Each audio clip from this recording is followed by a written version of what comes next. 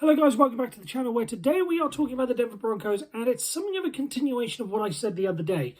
If you don't remember, I basically raised a possibility. Again, this wasn't off any intel or anything, it was just my thoughts that I could see the Denver Broncos benching Russell Wilson if they, if they struggle moving forward and can't put up a decent record and are basically out of playoff contention. Basically, to see what they have in terms of other quarterbacks. With Ben DiNucci and Jared Stidham, just to see whether or not they might be able to move off Russell Wilson. I said it was more of a financial decision than anything, and it appears finances are or might be playing a part in what the Denver Broncos are thinking of moving forward, because according to Dan Graziano of ESPN, he's spoken to a number of teams around the league, and he has said, and I quote, there are teams that believe that the Denver Broncos will listen to offers for both Jerry Jeudy and Courtland Sutton. He did note that, again, this is all ahead of the trade deadline in a couple of weeks.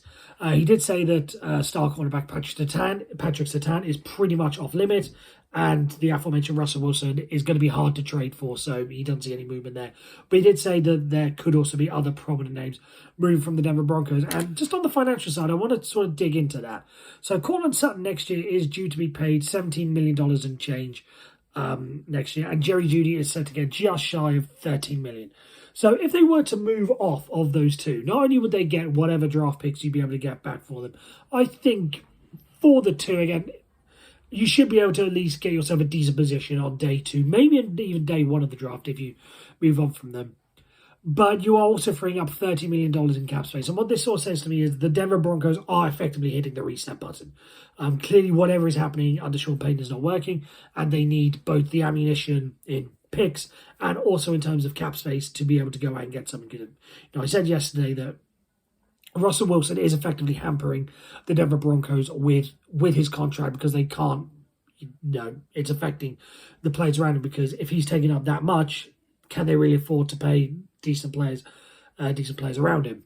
So they are clearly thinking of that, or at least it's my belief that they are thinking of that. I don't want to say clear, I don't want to accuse anyone of anything, but I think that they have that in their mind, that they are going to reset. They are just going to move on to next year.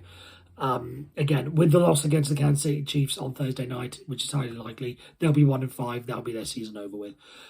So if they could free up that $30 million cap space, get those two, a number of draft picks, then they should be looking forward to reset next year. And I think next year is when you are really going to see what the future of the Broncos looks like, because if it is still struggling, then that probably means that Russell Wilson is going to be gone.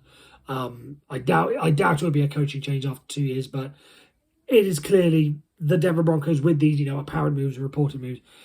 It is really looking like the 2023 season is over for them.